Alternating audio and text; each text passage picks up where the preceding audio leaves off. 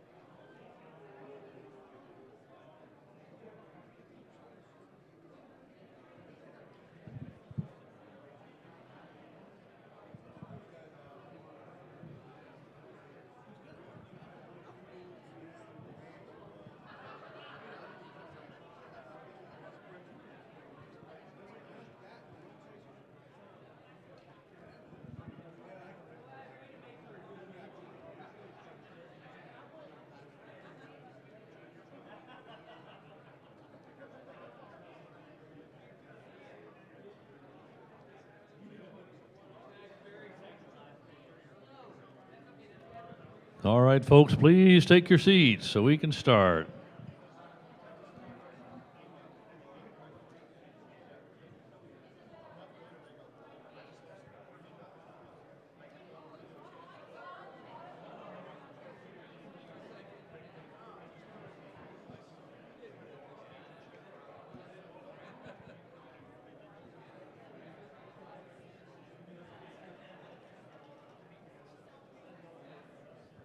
Okay, we got some great speakers lined up for this afternoon, and a good program, I think, for you. Every year, we get the pleasure of having Mr. Tim Marshall join us and make a presentation. His title of his presentation this year is the 2018 Chase Season, Chasing Solo. And without any further ado, Tim Marshall.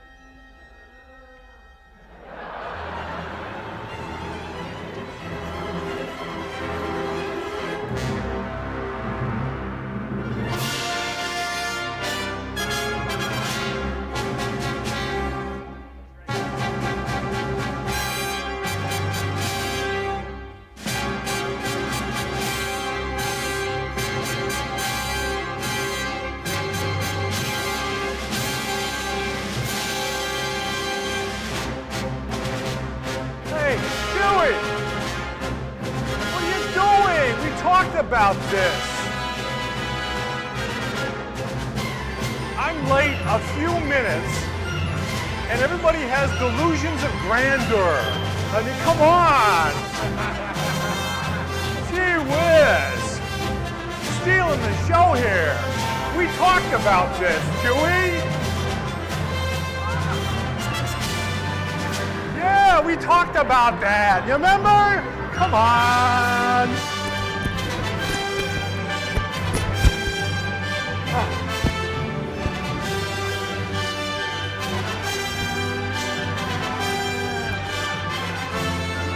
right, Chewy, we're home!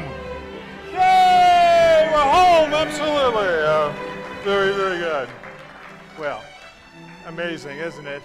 Nice to be back at Chasercon once again. Hello, fellow cadets. And we're going to have a great show tonight.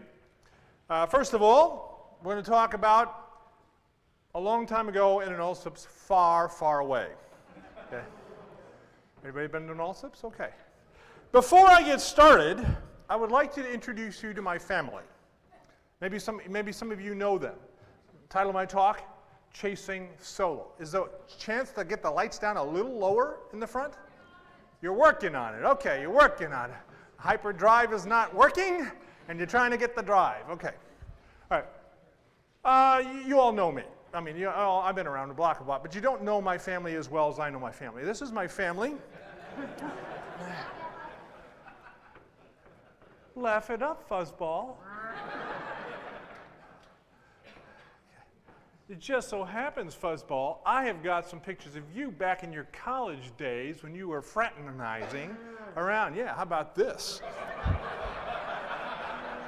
Yeah, I know. But remember back in your surfing days? Yeah, when you were surfing, picking up ladies out at the beach. Yeah, absolutely.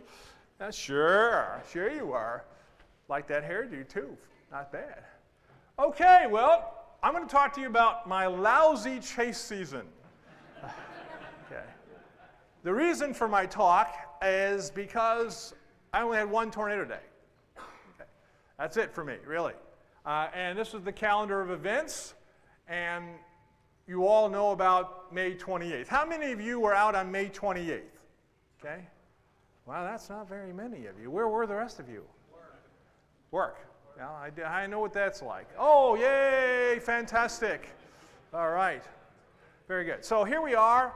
So what I've decided to do on my talk is yes, I'm going to talk about that case. But what I also want to do is talk about some other chases I did this year that were pretty remarkable. Chewy actually was with me on that first one, weren't you, Chewy? Yeah, absolutely. I understand. What do you think about those Allsup burritos? Did you like those?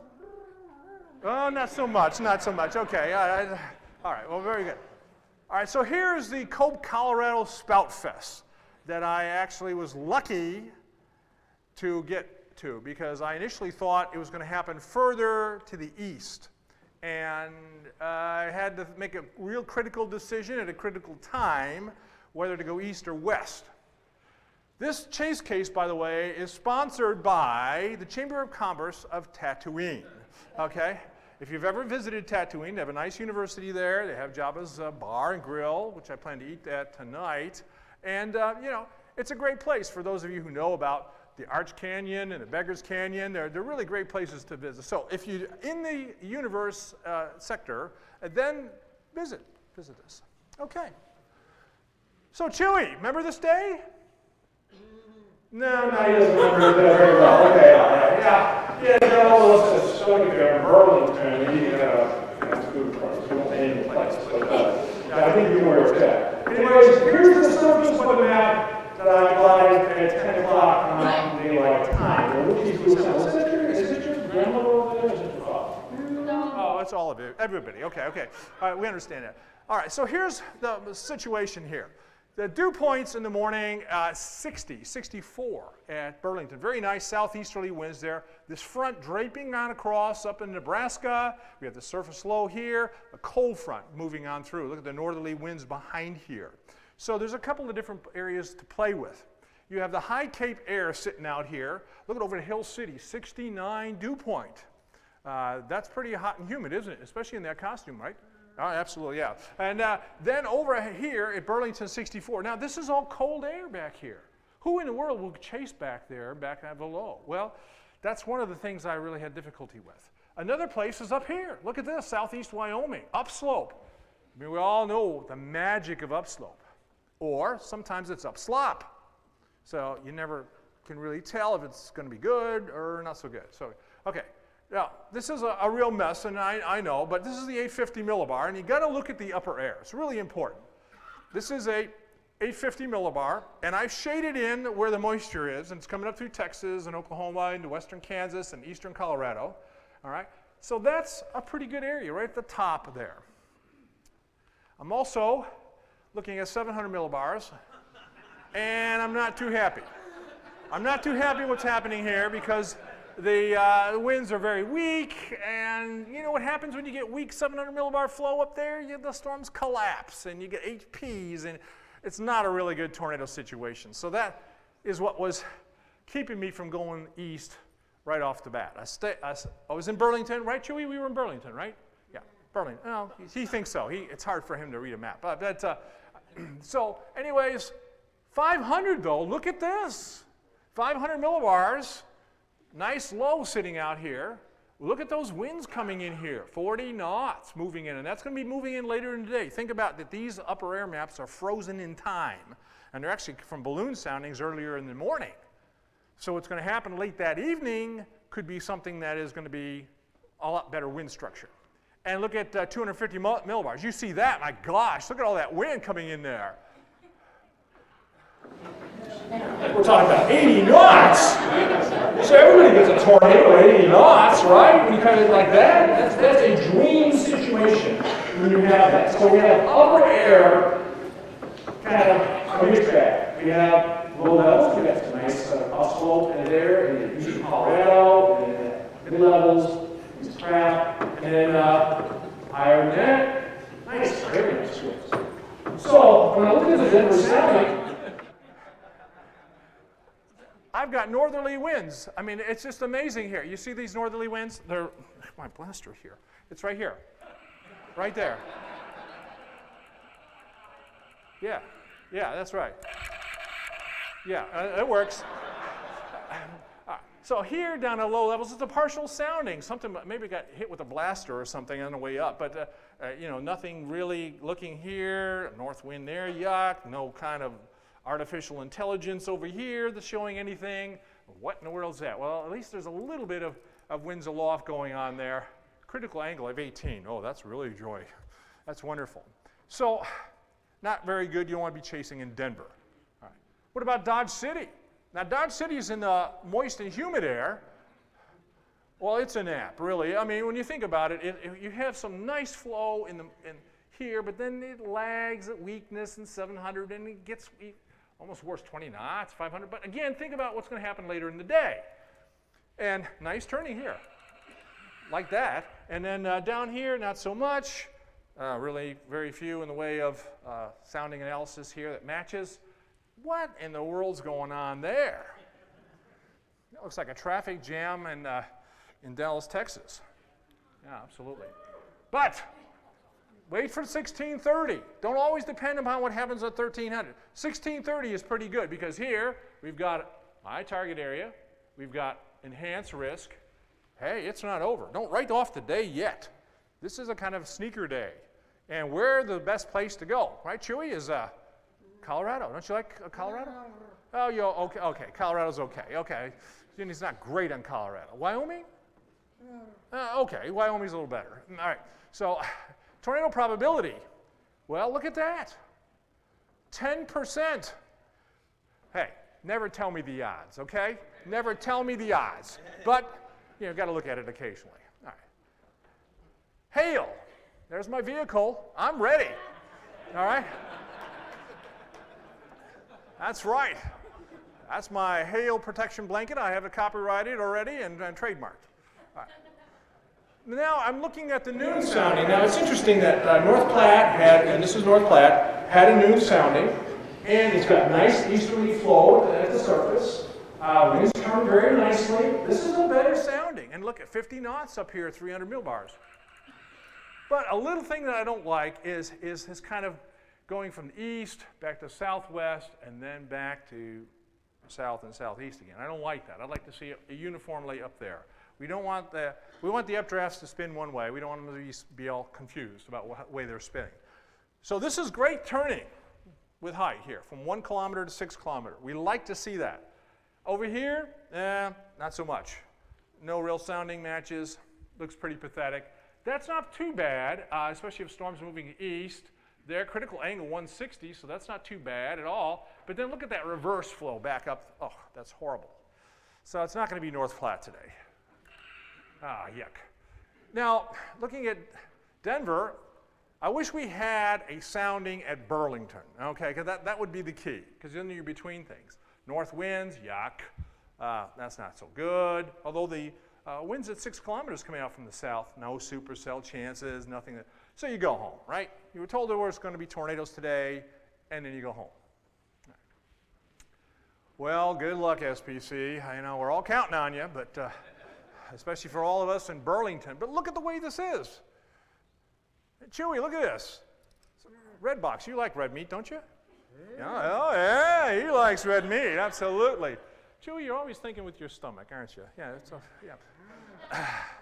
All right, so here we go with Burlington, and there's, just goes to the west of Burlington maybe a little bit, but a lot of northwest Kansas, okay, where it's nice and open. Chewy, you can see for miles up there, can't you? You're my, yeah, that's right. So, hey, that looks like you, Chewy. You told me, Wookie, what we had here. Right? Isn't that what you told me? Isn't that what you told me? Is a Wookie, what we have here. Okay, well here's at 2 o'clock in the afternoon, still a low there, because the system is slow to move in. The force is pretty slow. And then 68, 67 dew points, convergence in there at Burlington. This is interesting. We have north winds now coming down the Front Range, and now we're going to the east here. So this sets up a convergence line here in northeast Colorado. So there are alternatives. 63 over 63, you might be chasing storms in the fog. All right, that's right. So somewhere down here, there's a nice boundary, and that's a place to really look at. But over here, there's already thunderstorms going on at Hill City. There's some morning convection over there. And look at the hot, hot air here. It's 95 in Salina, down here, 93.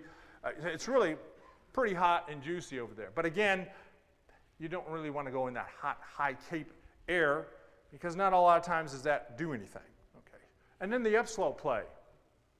So there's 3 areas I see to go at. So I like that SPC kept the enhanced risk. This is very good. We like this sort of thing. Consistency. We like to see that. Tornado probabilities, good. I really think it's good. And then look at the hail probabilities. That's my second vehicle. And so hail probability is not bad either. So, are you related to the Wookiee monster at all? Yeah. Okay, that's your son. Oh, that's nice. That's really nice. That's cute. That's really pretty. Yeah. I bet you he likes cookies. So a 4,000 Cape, that's hot. Again, if you've heard me talk once, you've heard me talk twice. Who chases the bullseye? You don't chase the bullseye. If you chase the bullseye, you're going to end up not going to see much. I like the gradients. I like to see this tongue of drier air coming in right here. Yeah, that's what I like right there. Cape. Can't live with it, can't live without it, right? So I like the gradient. I like the supercell composite parameter. For those who don't know about it, it is a combination of the most unstable Cape, okay, storm relative helicity, and the effective BWD. Got to be careful how you say that to somebody, okay? That's a pretty high BWD you got there. Bulk wind difference. All right. So I like this. Significant torr parameter, which again, Cape, LCL's lifting condensation level, SRH, BWD, same kind of parameters, and a little bit of sin in there, because you don't want to have a lot of sin. A lot of sin is a sin. Hey, think about it. Isn't this your cousin? Yeah, absolutely. So, some people think it's Bigfoot. See? It could be. It could be. Yeah, that's right. All right. Of course, you know, in May and June, to me, it's chase everything. You know, if it's there, you go chasing. You don't sit there and go, well, the Cape is not high enough, or we don't have enough moisture, or we have weak 700 mile-per-hour winds. No, just chase it. Chase it. All right. So I get to Burlington, and who do I find? Lots of chasers. Hey, I must be in the right place, right? If Roger Hill's there, you know you're in the right place. I think I turn around and Roger's gone. It's like, uh-oh, where did he go? You know, I need a Roger Hill finder on my phone. I need an app or something. I need to find where he went to. And that's Charles Edwards and Rocky with Tempest, right? No, the Silver Lining. No, Cloud Line. Tours, yes. So here's the decision to be made. I mean, is it under or is it over? Which one do you go for, you know? Do you go for the one north of Burlington, which is actually closest to me, or do you go to the one here that's developing northwest of Cope? Well, I had to cope with the situation and figure out which way I'm going to go. Higher Cape to the east, or a strong converging boundary to the west. It may not get tornadoes there, but there is a spout probability that could happen. Radial velocities are tough to get because, you know, the radar beam goes up with distance from the radar. It also widens. And you're not going to be able to see a lot of low-level stuff when you're 50, 80, 100 miles away from the radar, especially if you're talking about landspouts. Now, landspouts are a type of tornado. They are a tornado, but they come from mesocyclones, which are tiny, tiny whirls in an updraft. They are not mesocyclones. Mesocyclones are what the WSIR 88D detects. And a lot of times, they're not going to detect landspouts. So it's really important for us to be out there and sending those reports in, because the Weather Service is not going to know from radar whether or not there's a landspout 60 miles away from the radar. They're not going to know. Okay. And this is out of Denver. So, by the way, that dot is me down here at Burlington. I stayed there a long, long time. Even after the chasers left, I left. I decided to stay. And then there's Siebert here. This is 70. If everybody knows the infamous 70, Highway 59 up to Cope. And that's Highway 36. I've been on that. How many people have been to Joe's? Yeah. All right. So you tick along. There are a few embedded circulations that show up. Okay. And those are green circles I put in there. And then I'm down here, and I made the decision already to head for this one and leaving that one. You know, it's really tough. I always get this nut and shell game, and it's a 50-50 chance the way I thought about that day. So I'm racing to the west, and you can't do it in hyperdrive. The police don't like that. So they'll pull you over, and you get a real stiff fine for that. So a tornado is 7 east of Thurman. But you see there's really no circulation there from the radial velocity because, again, like I said, it's a landspout. So I'm hearing this, and I know a tornado ends, of course, and you know I'm 10 miles further, but not anywhere close to seeing it. It's very difficult to see that. And the tornado ends. This is my view. So 451. There's something up there. Do you see that in the background? There's an anvil back there. Yes. And here, tornado southwest. How do you pronounce that? A rickery? A rickery? All right. So I'm going north of Siebert when there's a tornado on the ground reported by spotters. And here's my view of the tornado. Yeah, right. I'm out of position. A little late to the party like I was today. Thanks, Chewy, for starting things off for me. So now I get to 506, and yes, I can see the tornado. But I don't stop because I want better lighting. I was in sun, and I want to get underneath the shadow of the anvil. So I'm going to lose precious time trying to get in position, but I'm still going to go. So I finally got in a good position right at the very time that 3 tornadoes were on the ground simultaneously, 5:12 p.m. It was very nice. And again, with radial velocity, there's nothing there as far as radial velocity. Further up to the north at Cope, there is a circulation. There is a mesocyclone up at Cope. So finally, I get to see something. And that's what I saw. And we set up on tripod, of course. I like to see video on tripod. And we were taking a look at this as it evolves minute by minute. Very nice little thin landspout. All right, so now everybody's getting a tornado. That's a good thing, right? Again, mesocyclone over Cope, nothing further south. So I'm very happy that we are seeing a couple of tornadoes there. Yippee-ki-yay. All right, good. Here's a panorama of the storm I took. Look at this, how beautiful this is. This is why I love chasing eastern Colorado. Bright blue sky. Yeah, you got a kind of a convective line there, a couple tornadoes on the ground. That's the entire storm. I love the pano settings. That's a cell phone shot. Yeah. Here's spout number 3 at 521. Okay, kept on going, gotten bigger, gotten nicer. We just stayed there. We didn't move. The north tornado dies. The other 2 remain. Still circulation over Cope. These are some stout spouts, right? Going at it, digging up. Even it's hard to say what's the difference between a tornado and a land spout when you're looking at that, right? Can you drive through that? Is that a good thing to do? If you do so, Dr. Pearsoff might see you a little later. It's amazing that you can be impaled with a telephone pole and still live to talk about it. All right, here's spouts 2 and 3 on the ground. And Carrie, my driver, and fizzling then at 529, 530, and then 2 tornadoes still on the ground, 531. Again, the circulation finally starts here. You can start to see a hint in the radial velocity of a circulation right there. So it is picking up some of the stronger circulation with these stronger spouts that are happening. So one spout dissipates, next one forms further southwest. This is how the convective line going. It's due to stretching on a convergent boundary. And it really gets going. I like structure shots too, Roger. Yeah. And not quite a wedge. No. And then the last spout. So there's only a short window of time on spouts, because once the convective line fully develops, then it's game over. All right?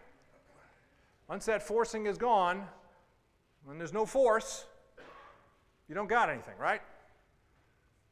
So here are the land spout characteristics that, for those who want to know what the differences are still from a tornado to a land spout. They're both the same, except they're a weaker form and how they develop.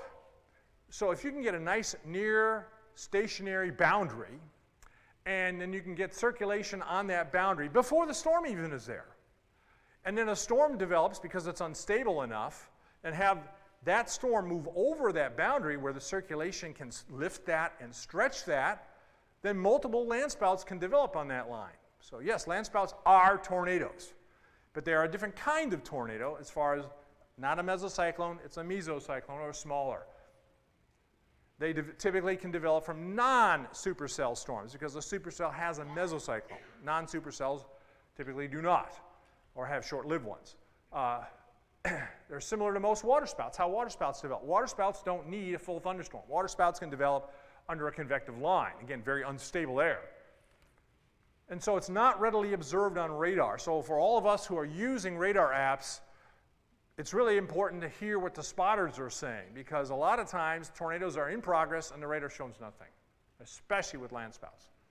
And this is one of the diagrams just to kind of give you an idea. You have a boundary, you have spin on the boundary, and this occurs before the first tower develops. Then the tower develops, moves over that spin. That tower with the updraft lifts the spin, concentrates the vorticity, and there you go, there's the spout. So, hey, the force was with us that day, wasn't it? It was nice. It was very nice. Okay.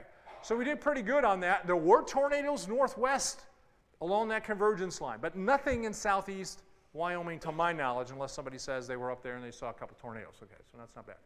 So the summary, from the way I looked at it, it was 2 viable targets. One to the east, one to the west.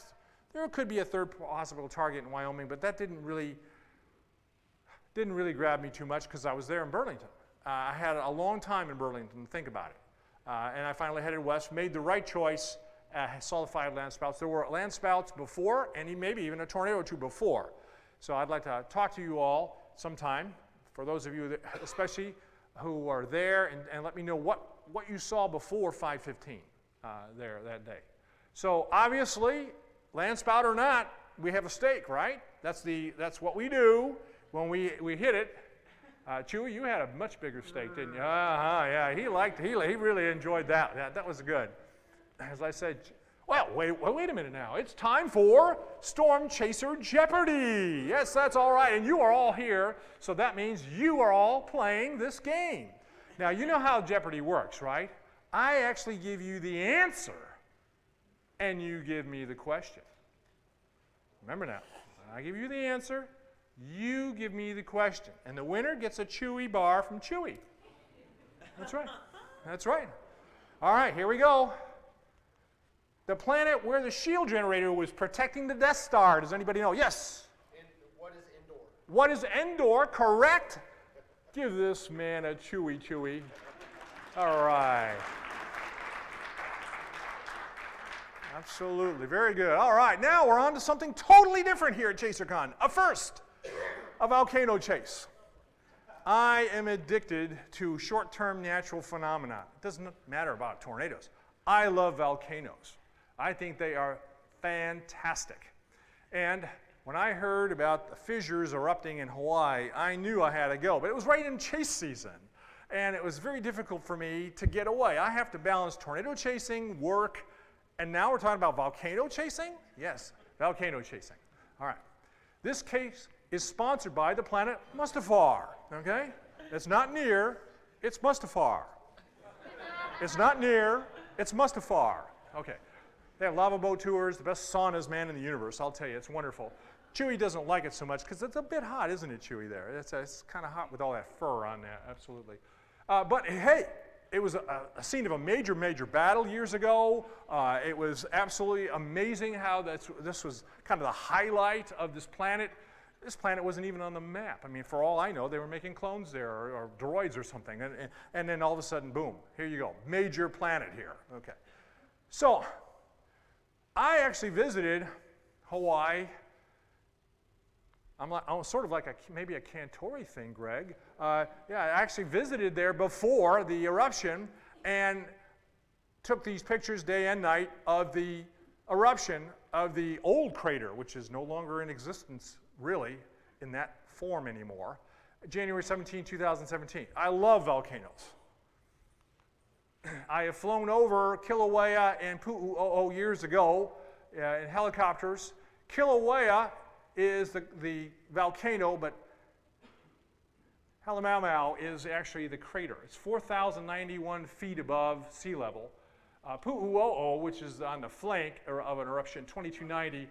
Fissure 8 was way out here along the East Rift Zone. And for those of you, this is the big island in Hawaii. It's 76 miles wide, 93 miles long.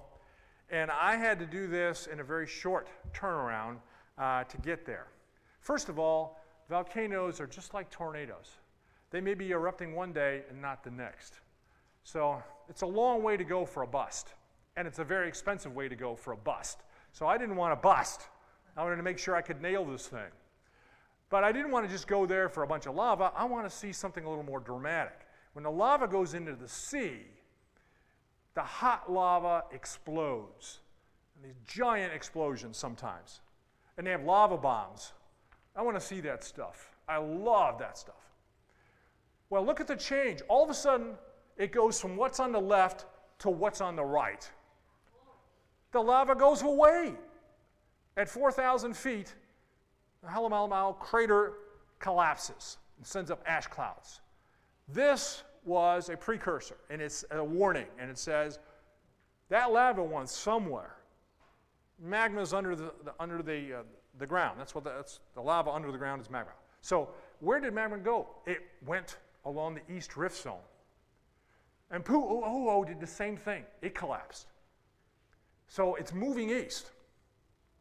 Well, the lower Rift Zone is populated. It's outside the national park. People live there. It's called Alani Estates. It's a rural community out there, but there's a lot of homes out there, and people live there. In fact, some of Chewy's residents live there, right? Absolutely, yeah, absolutely. All of a sudden, May 2nd and 3rd, steam starts erupting on the roads and in the neighborhoods of Alani Estates. Is that a good thing or a bad thing? It's bad if you live there. And then a fissure begins to open up. I mean, there's a chance that that part of Hawaii could break off and go into the ocean. Then you have a heck of a tsunami. Yeah, more surfing for you. Yeah. All right, so here we have the fissure line. Lava starts coming out on May 4 and May 5. But this is old lava. This is lava that's already been, this magma has been trapped underneath the old part. This area erupted in 1960 for, I forget, 60 some days. So I know that these eruption cycles are very short, and they don't occur very often. I mean, they occur often in geologic time, but I don't live geologically, okay? So 1960, I was 4 years old, so I couldn't actually do this. But now is my chance. So just to give you an idea, this is the subdivision, Leilani Estates, and it erupts right in the middle of the subdivision. So anyways, a little back here, this guy, Bruce Amori, he's a professional photographer who lives in Hilo. And I was put in contact with him through a photographer I know, Mike Meswell. And I was able to hook up with him. And I said, I need to go to Hawaii and photograph with you guys. And he goes, well, you know, they're all booked up. Anytime there's an eruption like this, they book up for months. So I said, all I need is one seat in a helicopter. That's all I need, is one seat. So he arranged it, so he said, can you leave on a moment's notice? And I said, absolutely. You just tell me when, what time, and I'll be there. Where, and I'll be there. And he says, okay, 4 days from now, you have to be at the hangar in Hilo at 4 a.m. in 4 days. And you got yourself a seat. And by the way, it's going to cost you this amount of money, which was expensive.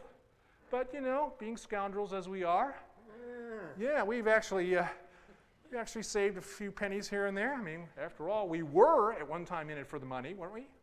Yeah, well, we made a lot of money. He's got a nice condo there on the beach, absolutely. Okay, so many fissures erupt, and we've got these fissures that are occurring, and it's like no one's taking over yet.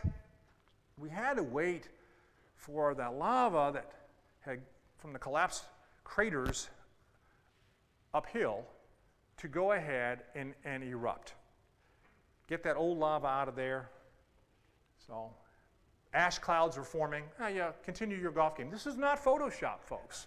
This is for real. People can, this, you know, we are diehard storm chasers, but there are diehard golfers out there, and they don't care. What's a volcanic eruption? We're interested in, you know, making par. So here's the East Rift timeline through May 10th. So in April, the crater collapses. Then May 1, there's Pu'uo'o collapses. Then the first ground cracks start in Leilani Estates, and then bam, May 3rd through 5th, the lava begins to erupt. But then it ceases around May 10th. It's all over. So I was kind of wondering, well, did I miss my chance? Or will there be a better eruption down the road? So it turns out that a couple days later, more fissures started, and then the lava that had occurred was more liquid because it came from those craters uphill, and the chase was on.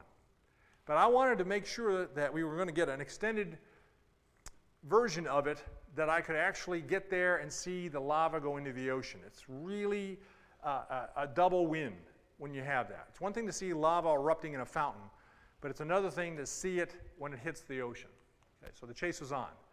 So here we go with the fissures, and now it's flowing over land. And on May 21, it reaches the ocean. So this was my go. This is the time that I wanted to go there.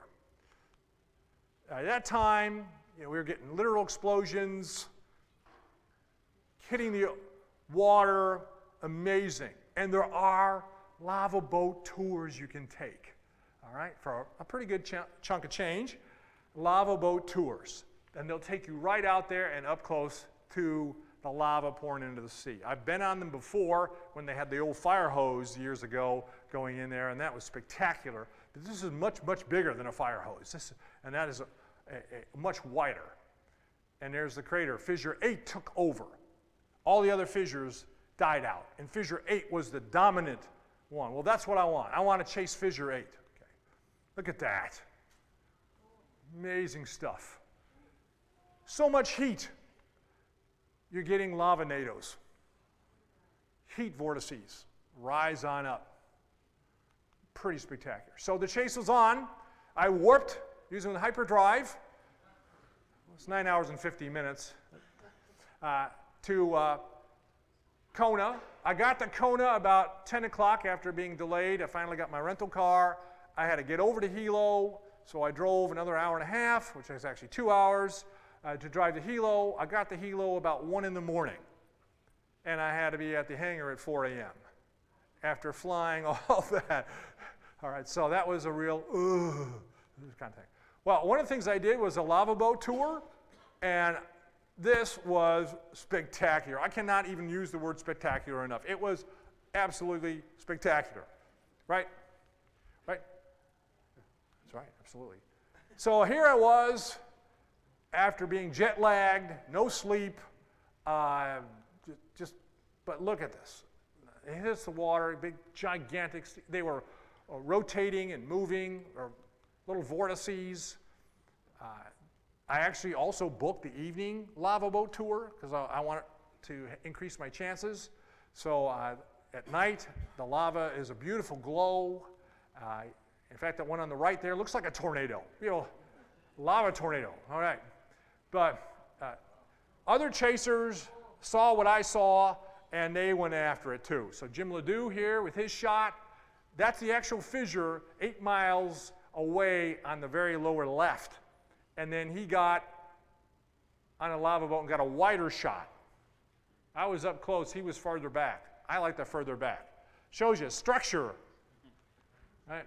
So here I am in the glowing steam. It was so bright orange fog, and hot. The water was very warm. And in fact, there were rocks floating, some the size of cars, because it's so hot that the rock is actually floating in the water. That's pretty amazing. And all of a sudden, bam, and I clicked the camera accidentally because of the explosion. And this was the shot I got. This is a total accident shot. But I had my finger on the trigger when the boom happened, and I clicked it, and that's the shot I got. That's the only shot. But it's lava bombs flying up and close. We were so close, I could throw a rock to the lava. It was amazing. Unfortunately, there was an incident on the same boat I was on just a couple weeks later, when one of those lava bombs went through the aluminum roof and into and injured several people in the boat itself. And there was one of the explosions on the lower left. Lava bombs, yes. They occur way, way outside the actual eruption zone. Here's one that actually hit a house, injured a guy in the house, went through the roof. Yeah. So now it's on to aerial fun. Bruce Amori on the right, Paradise Helicopters, can't thank them enough for squeezing me in. All I wanted was a seat. This is the chopper we were on. It's no doors, folks. You are open to the fountain heat. And we were hovering over the crater, and the heat was immense. It was like being in front of one of those winter heat lamps, that we have today. So here's the pilot, all right, and here's the view, and the movie, if we have time. I have a movie I'll show tonight, but you talk about getting up close and personal, and this is just amazing to witness. See how much is coming out of the earth and flowing down rapidly. They call it a perched channel because as the lava continues to move downhill, it's building up higher and higher and higher on its own levee. It forms its own levee, and it forms down the middle of that. And there's a geothermal plant there that just narrowly escaped. Well, I do some little artsy stuff there because it looks like bark on a tree to me, the way it is, or it's amazing as it's going down. And we followed it all the way down 8 miles to the ocean entry point. Now, interesting, you can see that on one side of the lava channel, it's brown. And on the other side, it's green. What's happening is that the gas coming off the lava, sulfur dioxide, is not healthy and kills the vegetation. You don't want to be breathing that in too much. It does smell pretty bad. So there, you can see on the right, the dead vegetation. On the left, it's green. There's the ocean entry. I'm telling you, see all that steam coming up and the water's boiling. It is amazing. Some people had a better view than I did because their house is in the way. Okay. And photographers who braved it was quarantined, that whole area. If you were caught anywhere in the quarantine zone, it is a $5,000 fine and 30 days in jail. Okay? So I have a license in engineering. If I get jailed, I lose my license. So I did not tempt fate and go past the quarantine zone. Okay. Others got lava-nados. Look at this. This is not Photoshop. On the left, when you get these tremendous clouds, I only saw one, but it is amazing. So here's the statistics from the USGS. The eruption ended the first week of August. It's no more. It's gone. Maybe another 60 years before it happens again. There's 13.7 square miles of land, 80 feet deep in places, 875 acres of new land, 716 houses unfortunately destroyed because 30 miles of roads gone, 1 billion cubic yards, lots of earthquakes there. So, and hopefully this works. We'll see if it works. Yes, this is the day-by-day loop of the lava and how it went, and I was in the middle of that loop. That's where it went. So you can see how it comes out of the fissures, flows down, hits the ocean, and widens on out. The dark red is the active. The pink is the inactive flow. So you can see how that worked. Spectacular. All right, it's time once again for Storm Chaser Jeopardy, where I give you the question. No, I give you the answer, and you give me the question. All right, Solo's home planet. Anybody? Did you win before? You can't win again. Okay, anybody else? All right, give this man another Chewy bar, Chewy. All right, he gets another Chewy bar. Obviously, there are some die-hard Star Wars fans here, huh? Okay. Now it's on to another unique chase. How am I doing on time? Am I okay? This is the last one, by the way. Let me know. Just go do this. It's sponsored by the Chamber of Commerce of Camino. Anybody been to Camino? Yeah, oh, close by. That's pretty close. You can stay 3 nights, you get a free clone. Absolutely, yeah. Camino's not on any map, but they're right where they should be. Okay, that's their motto. So the Camino planet. Well, if you like hurricanes, you like Camino, because there's the same thing. It's a non-stop hurricane. So unfortunately, I could not chase Hurricane Michael. I had work commitments, like a deposition before and the deposition during the hurricane. So I could not get out of that to chase Hurricane Michael, but I did chase Hurricane Florence. Hurricane Florence, major hurricane, Cat 4, but it weakened substantially before it came in. But I had to make a decision. This is tough when you're chasing from Dallas, Texas, and you're thinking about going to Wilmington.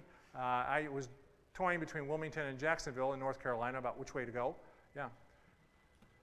So here's the forecast. Pretty much dead on, although it's tough getting in there. Now, you know about Florence, all right? You guys know about that because there's different categories. That's right. There's different categories of Florence. All right. This actually was a Cat 1. So if you know when it hit land, it was Cat 1 when it hit land. It was actually Cat 4 when it was out there, and then Cat 5 it was not. It was never a Kiss My Grits one. It was always Cat 4, and then it weakened in landfall at Cat 1. Now you may remember who that is. Florence Henderson, correct. And she was the star of, and you know that, the Brady Bunch, right? Remember that? Okay. So now we're on to Hurricane Florence. The model spread was, it could make doves cry. I mean, it was amazingly widespread, as all these things do. At September 5th, Norfolk. Well, that's way, way outside where I thought was going to happen, but you know, that's what the models are saying. Well, the models are right, all right? They're always right. I was very concerned logistically. Chasing hurricanes is totally different than chasing tornadoes because you're immersing yourself inside it. And one of the things that can cut you off is a river. And North Carolina is terrible for, for trying to find places near a beach. You got the Cape Fear River that comes on down to Wilmington, and you got these other rivers here. And the hurricanes are moving from shore on, so they're actually coming upriver, so that's compounding the flooding situation. So I had to really be concerned about water. I was trapped in Wilmington after Floyd years and years ago, and I didn't want to be trapped again. It's not a fun feeling. Looking at slosh models, you have a lot more stuff on the internet to look at. Didn't look good for Jacksonville. In fact, the hotel in Jacksonville called me and said, we're going to kick you out because we're going to flood. So, and then Wilmington was my second choice, and I didn't have a place to stay, and it was, how do you find a hotel room? You can't. It's really difficult. Well, it turns out my friend Matt Crowther said, we've got an Airbnb. That's right, think about it. Airbnb. That's the best time. There's tons of those out there. And they're willing to go ahead and let you stay in them because you're actually protecting their property. But another concern I have are trees. And you know about trees, right? In fact, these guys know about trees too. I looked at Google Earth and I saw that this is the main highway and there's trees everywhere. And it's like, how do you chase when you got a tree fall that could block that whole road? And you don't want to go off-road, you get stuck in that bar ditch. You know how wet those things get. You'll sink up to your axles. Okay. So the logistics, when, where will it make landfall? Is there enough time? Can I get there? Will it flood? Can I find a hotel? Can I get any food? Can I get any fuel? Can I get out of there? So Wilmington was the target. So here comes Cat 4. And it's heading right for the coast. And here's a space, I mean, this is awesome. You see this, I get all excited about this. I want to get inside that thing. Just drop me out of the space shuttle and get me down there. These hurricane hunters, I so very much want to go in a hurricane hunter aircraft. Anybody here want to go in a hurricane hunter aircraft? Yes, absolutely, yeah. Got to do that. Chewy, you like hurricanes, don't you? No, he doesn't like hurricanes. His hair gets all messed up. You know, L'Oreal sponsors him. If you've ever seen the ad, there, L'Oreal, because of all his beautiful hair. It's really a lot of people. Yeah, I'm envious of that. So I flew into Atlanta. Now, why Atlanta? Well, I want to get out of there. And Atlanta has very common, very obvious flights to Dallas, frequent flights from Dallas to Atlanta. Charlotte could be shut down, and I'd be stuck in Charlotte. But I rented a car, drove up. Actually, I had to go to Charlotte because I was joined by my replacement at work. I'm going to be retiring, and I needed to have a replacement, so we hired a replacement. Dr. Christine Alfano will be taking over for me when I leave. She's actually ready to go now. So there's Dr. Alfano. She's the driver, and we fueled up. No, it's not a great idea to have canisters of fuel in the back of your vehicle. I understand that. But then again, you can have them outside your vehicle. These were very tight canisters. They did not smell gasoline at all. But there's 2 accidents on the way in there. Gosh, people can't drive for crying out loud. They're trying to evacuate the coast, and they end up getting in accidents. Now we got there, and there were all these measurements going on. The stick nets on the right, the towers from the Florida Coastal Monitoring Program. Very nice. Hey, people were taking precautions to make sure. They've heard me talk before about anchor it down or it ain't around. That's my motto, anchor it down or ain't around. So they went ahead and they strapped down their house. Very good, very good. So there's the Airbnb that we stayed at in Wilmington. Watched it, drove around for a few hours before it got really bad. Here's my concern about the storm surge. This is something you don't normally hear about. Here, this is a 123 on the left and 518 on the right. Look at the amount of water rise, and this is way before the hurricane gets there. There's this misnomer that the storm surge comes during the eye of a hurricane. That is such a misnomer. People wait. Well, let's see how bad it's going to get before we evacuate. By the time winds pick up, it's too late. These low-lying areas are cut off already. And yeah, the radar app worked great. Love that. Watched it come on in. We did get out to the beach for a few hours before the sunset. So much for a sunset. Big waves coming in, beautiful. Really enjoyed it. Christine, she's an engineer as well as a meteorologist, loves failures, loves damage. We found a place that had hot food.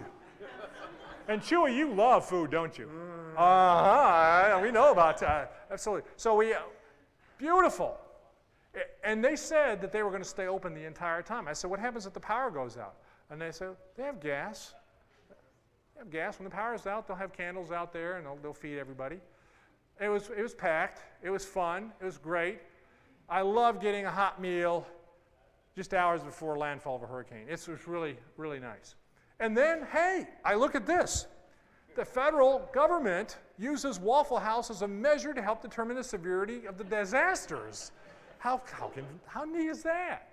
So here we are, looking at 906, looking at eye wall. The eye wall is it for me. I mean, if you're in a hurricane but you're not in the eye wall, you're not in a hurricane. You got to be in the eye wall. The eye wall is like a steak. It would be the tenderloin of the steak.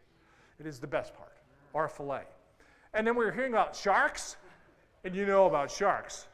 Yes, I have an affinity with sharks, and yeah, that is me on the lower right. I found a shark, a giant shark that was tossed out of the hurricane, landed in there, and then I snapped a selfie in there.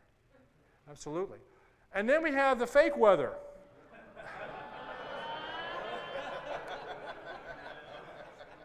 Now, Florence is only Cat 1, folks. It wasn't one that'll blow you over, but they seem to make it a little worse than it is. And, it's like standing at the corner, waiting for the wind swirls to hit you. Come on. And so other people, that's Anderson Cooper there on the left. What do you know? He's in a bar ditch. Look at the cameraman. Come on, what are you doing?